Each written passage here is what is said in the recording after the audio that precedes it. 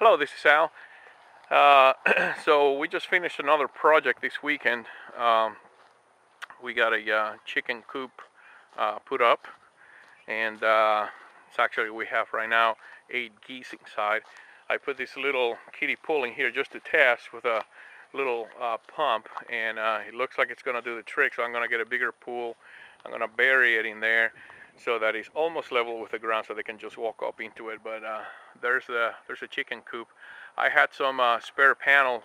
Some of you may recall seeing in one video that my boat hangar there, or my boat garage, however you want to call it, on the left side there, got tore up by the tower at one time, so that got replaced, and the spare panels were used or reused to make the roof here. So what we did is we poured a 12 by 12 concrete pad, a hurricane fence, dock kennel panels, and we threw them together and put the roof on it. Screwed down with self-tapping screws to the rails, and then I got a Lowe's bucket and putting some 5/8 hose fittings in it, filled it up with water, had a old water hose because I never throw anything away and recycle that, to put it here. And what I did is I had some spare PVC pipe, 1 inch, so I reused that and put a couple pieces together, and ended up getting some pieces, and I ordered some of those nipples from eBay and screwed them in place so they can drink water out of that without their water getting dirty. So right now they're still drinking out of the bucket because this is the first day. So I'm gonna have to wait until they learn how to use the nipples that I put in place here. But it's a cool system because it's all gravity fed. They only get water when they push in the little barb on the nipple, and then the water comes out. And I put one on one end and one on the other end, and then I made these self I don't know what to call it, but the self-filling, I guess, feeders or automatic feeders for them out of 4-inch PVC pipe. I just cut off the end of it, and I put a test cap that's glued into the end, and then on the top I didn't glue it. I put another test cap there. Same here. That one's still empty. We gotta get more feed and put it in, and then on the back I just used some bracket on top and then some straps on the bottom. As you can see, there's one in there that was fitting just a second ago. Here it goes. And so it works quite well. I may end up putting another one on the other wall so they're not fighting for food or access to the food. And the nipples actually work pretty neat. Let me see if I can find one here. So there's a nipple here, and I'm gonna put my finger on it. You can see how the water really comes out of it quite easily.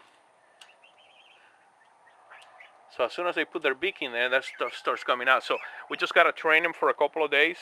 And once that's done, we'll never have to worry about changing their water or getting, dirty because they poop in it or whatever. Or having to worry about filling that thing, every day. So that's kind of what we've done.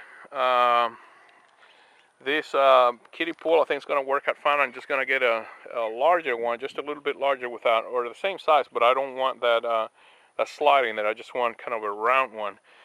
And then we put that pump in place to circulate the water and keep it clean.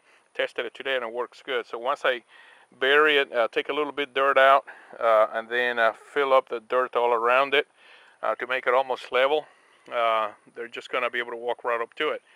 And then I'm just going to put a kit of hardwood fried panels, the 345-watt panels, and put it in a plastic tote with a battery and a spare inverter that I have that I've never really used as a 1200 watt. This pump here only requires 20 watts. The hardwood fried kits put out 45 watts. I'm going to put it on the tree there. This pump has actually quite a long extension cord, as you can see. I think it's about 20 feet long. So it is quite long.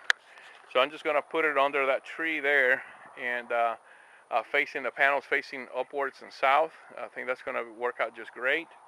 And then that's going to power that pump without me having to run power all the way from the sheds out there into here.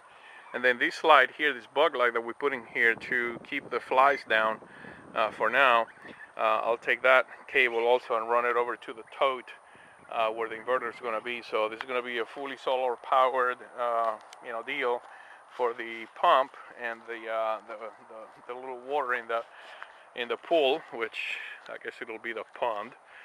And that'll be the cage, or that'll be the chicken coop with the little pond.